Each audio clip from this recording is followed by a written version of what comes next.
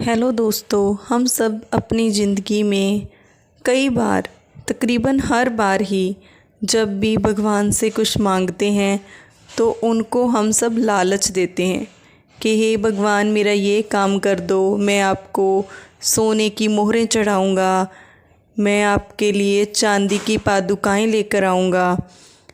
तो आज की इस वीडियो में हम जानेंगे कि भगवान भावना से ज़्यादा प्रसन्न होते हैं या फिर सोने और चांदी से।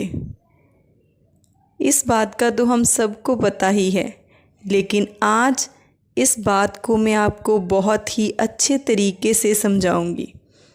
श्री कृष्ण और उनकी दो बीवियों रुक्मिणी और सत्यभामा से संबंधित एक बहुत ही अच्छी पौराणिक कथा मैं आपको सुनाऊंगी, जिससे आप बहुत ही अच्छे से समझ जाएंगे कि भगवान को हमसे क्या चाहिए।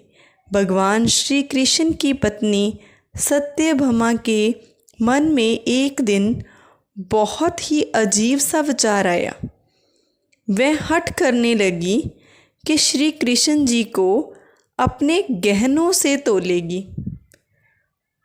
तो इस पर श्री कृष्ण जी को जब ये बात पता चली तो वह सत्यभामा से कुछ भी नहीं बोले, बस मंद मंद मुस्कुराने लगे, क्योंकि उन्हें तो पता ही था ना सच्चाई का। अब सत्यभामा अपने हठ के आगे झुक नहीं रही थी, तो उसने अपने ढेर सारे जेवर ले लिए और उनको लेकर वो भगवान श्री कृष्ण जी के पास आ गई। उसने पलड़े के एक तरफ उनको भगवान श्री कृष्ण जी को बिठा दिया और दूसरी तरफ अपने जेवर रखने लगी, लेकिन पलड़ा अभी भी भगवान की तरफ ही झुका हुआ था, क्योंकि ये तो हो ही नहीं सकता ना कि सोने और चांदी से भगवान को तोला जा सके। तो सत्यभामा के पास जेवरों की तो कोई भी कमी नहीं थी, उसके पास तो ढेरों सारे गहने थे। फिर भी वह मान ही नहीं रही थी। वो जाती और अपने हो ढेर सारे जेवर ले आती, लेकिन पलड़ा जरा सा भी नहीं हिल रहा था। सत्यभामा ने अपने सारे जेवर तराजू पर रख दिए, लेकिन इस सब का कोई भी फायदा नहीं हुआ और अंत में सत्यभामा थक कर बैठ गई। तभी वहाँ पर रुक्मिणी का आगमन हुआ।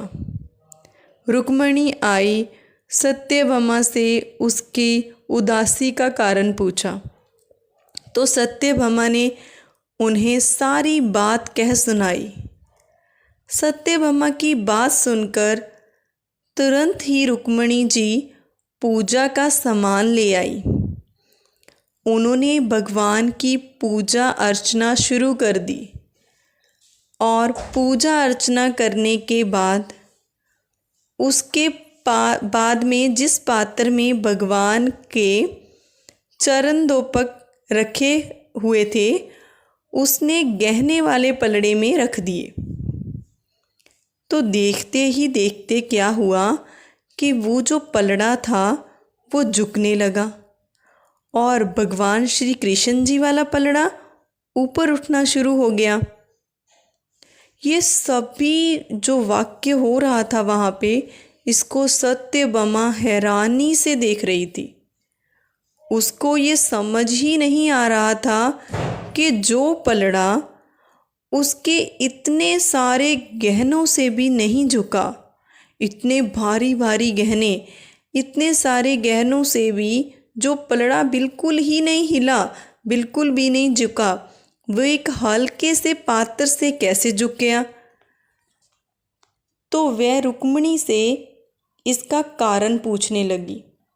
उसे ये बात बहुत सताने लगी। तभी वहाँ पे नारद मुनि जी भ्रमण करते हुए आ पहुँचे और सत्यभामा की परेशानी समझ गए। वो सत्यभामा की परेशानी को समझकर वे उसका कारण उन्हें बताने लगे।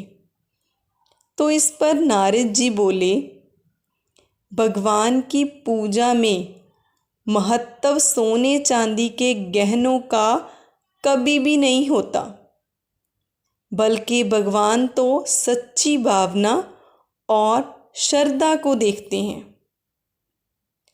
सच्ची भावना और श्रद्धा का महत्व सभी सोने चांदी से ऊपर है। रुक्मिणी ने अत्यंत प्रेम से भगवान का पूजन किया, जिससे उनकी श्रद्धा और भक्ति की ताकत चरणों में समा गई। जब रुक्मिणी ने वह पात्र तराजू पर रखा तो उनकी भक्ति की ताकत से पलड़ा नीचे चला गया। तो इस पर आपको ये समझना चाहिए कि ईश्वर को सिर्फ सच्चे प्रेम, श्रद्धा और भक्ति की भावना से ही पाया जा सकता है। सोना, चांदी, धन, रुपया, पैसा, ये सब भगवान की नज़र में इन सब चीज़ों का कोई भी मोल नहीं होता। हम सब लोग भगवान की पूजा करते हैं और उन्हें ये सब चीज़ें चढ़ा देते हैं, लेकिन श्रद्धा नहीं रखते। भगवान की पूजा यदि हमने सही ढंग से की हो तो ईश्वर की प्राप्ति अवश्य ही होती है। सच्ची भक्ति और प्रेम के आगे ईश्वर भी झुक जाते हैं। सत्य बाबा भी उनकी बात समझ गई थी और मुझे उम्मीद है दोस्तों कि आप भी मेरी इस पौराणिक कथा के माध्यम से ये सीख गए होंगे, ये समझ गए होंगे कि अगर भगवान के करीब रहना है या फिर ईश्वर को प्राप्त करना है तो सोने, चांदी और पैसे जैसी भौतिकवादी चीज़ों को भूलकर अपने मन में श्रद्धा का भाव उत्पन्न करें। यही एकमात्र मार्ग है सच्ची भक्ति और ईश्वर को पाने का। दोस्तों, अगर आप ईश्वर को पाना चाहते हैं तो अपने मन में श्रद्धा और भाव लेकर आएं, ना कि भगवान को सोने चांदी से तोलें। अगर आप सबको मेरी कहानी अच्छी लगी हो तो चैनल को सब्सक्राइब करें। धन्यवाद।